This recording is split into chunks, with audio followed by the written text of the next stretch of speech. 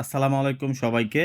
ঈদ মোবারক, ঈদ মোবারক। দীর্ঘ প্রায় ৩০ দিন পর আমরা ঈদ উদযাপন করতে যাচ্ছি। তাই এই ঈদের সময় আমরা কারো কাছে ছোট না হই, কারো কাছে কোনো দাবি না রাখি, কারো কাছে আমরা সালামি না চাই, আমরা কারো কাছে সালামি চেয়ে অবশ্যই নিজেকে ছোট করব না। আমরা সবাই একসাথে পরিবারের সাথে ঈদ করি, পরিবারকে সহযোগিতা করি। আমরা পেঁয়াজ কাটি, রসুন বাটি, আদা বাটি, মরিচ কাটি। সবাই একসাথে ফ্যামিলির সাথে ঈদ করি। কিন্তু আমরা কারো কাছে সালামি চেয়ে নিজেকে ছোট অবশ্যই করব না। আর আমাকে যদি কেউ সালামি দিতে চান আমি কিন্তু অবশ্যই নিব। কিন্তু আমি কারো কাছে চেয়ে কিন্তু ছোট হব না।